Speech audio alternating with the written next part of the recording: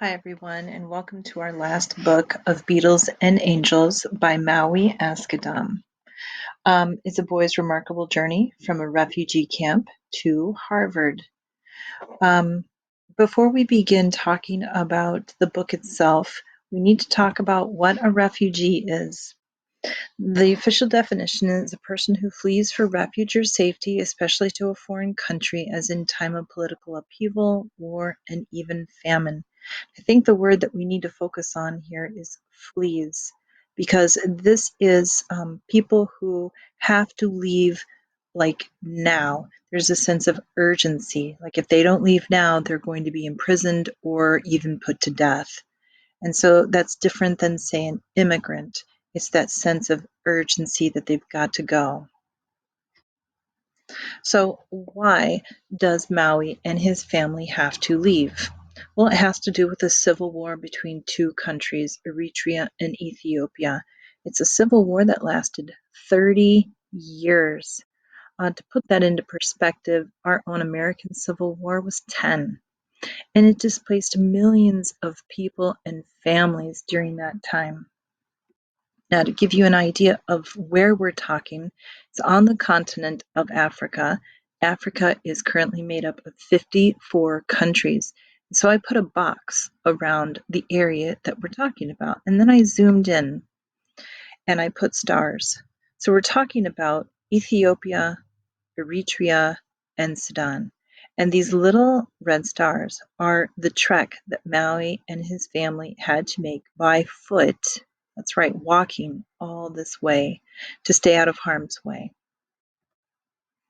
So let's introduce you to his family. So at the top, we have his older sister, his mom, and his dad. And then here is the author himself, Maui, his little brother, Merit, and his older brother, Tewald. And finally, after spending some years in the refugee camps, their family was given permission to come and seek asylum in the United States.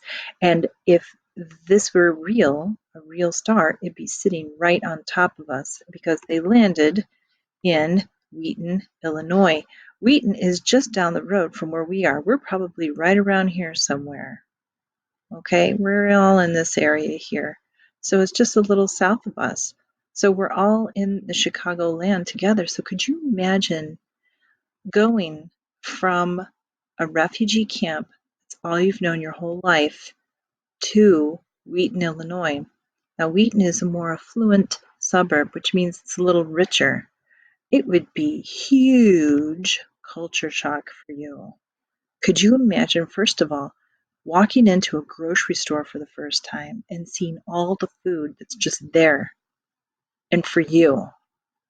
I would imagine in the refugee camp, they had to fight and scrape for every piece of food they had. Could you imagine seeing all the cars and the traffic and the trains and signs that you probably can't even read because it's in English? And then walking into an apartment where you have a refrigerator, you have a sink with running water, you have a stove to cook in right there, and seeing a bathroom. I remember visiting my cousin, and he had a bidet, and I couldn't understand what in the world I was even looking at because that's not something we have in our culture. That's something they do over in Europe. And then finally, could you imagine what it would be like walking into an American school? Wow. Just trying to navigate that, right?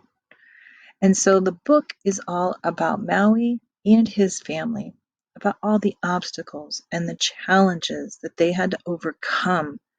But it's an inspirational story because we know that our author eventually makes it. He ends up getting a scholarship to one of the most prestigious schools in our country, to Harvard. And that's where we're at. And so for tonight's homework, I want you all to open up, take a look at it, get familiar with the book, and read the first chapter, Chapter 1, Memories. And I hope you enjoyed as much as I do.